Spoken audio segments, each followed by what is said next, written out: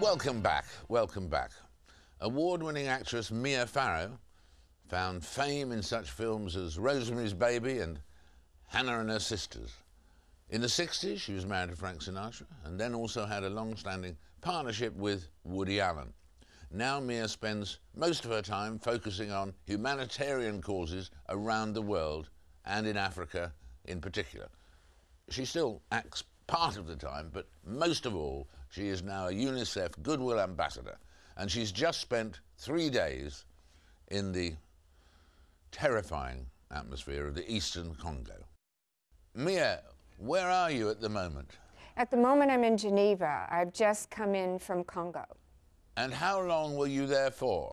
3 days. And what did you see? What did you find? And was it worse or better than you feared?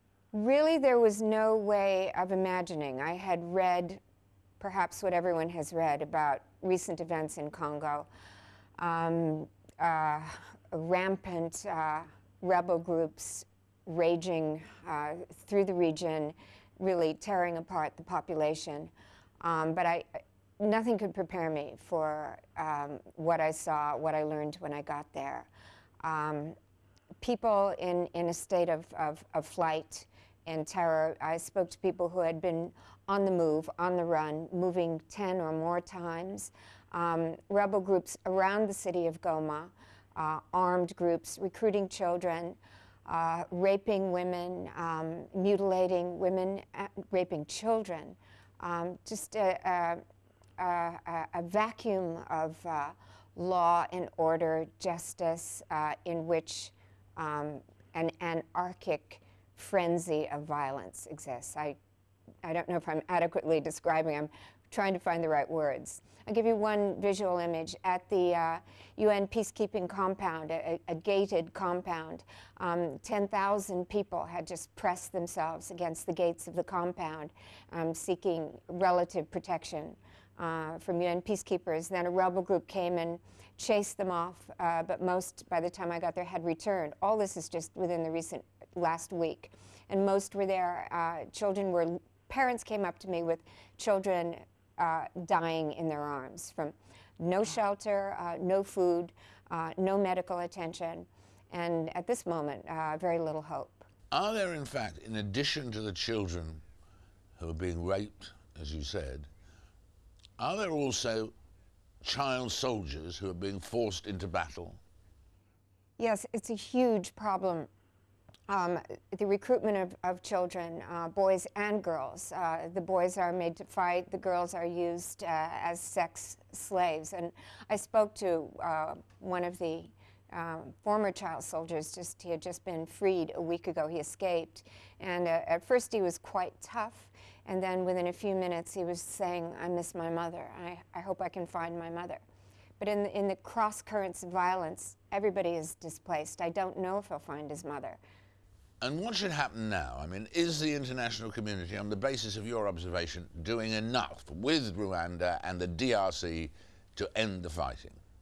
Well, there's the rub. I mean, the international community, we have former President Obasanjo and current President of Tanzania involved in negotiations, but one would wish to see, I think, envoys from all the major countries. If I could wave a wand, they should be on the ground trying to negotiate a peace process that would effect the disarming and disbanding of these rebel groups and those who are supporting them, those who are funding them from neighboring countries. So that action, you think, obviously, needs to happen and needs to happen urgently.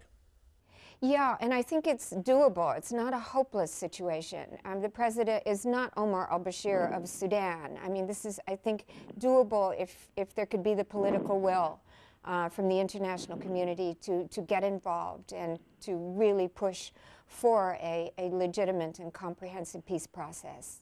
Mia, was there a moment, a Damascus moment in your life, when you became directly involved, as you have been in so many tragic cases like this? Was there one moment when you decided you wanted to devote your fame to this sort of cause?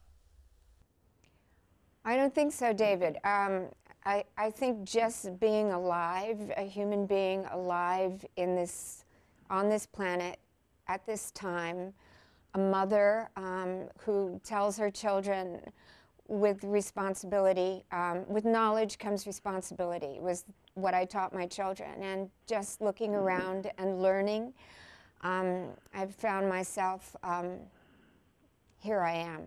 I don't know. And I have no idea that I am affecting any change, but I think my position, if I have one, is to try to be a messenger for the people I've just left who are begging for protection. And in terms of acting, which I know you still do for part of the time, do you do that to maintain your visibility so that you can have an additional impact when you help the needy, or does acting still fulfill you as well? Less and less, David. I really am so focused on what I'm doing now that I don't even think of acting right now, not in the last couple of years. And I've done a movie like a year ago, but perhaps this is definitely my focus. Tell me, why is this happening so much in Africa? Is it just because of the poverty in Africa, the lack of food in Africa? Why do we have these crises, these violent crises, in particular in Africa?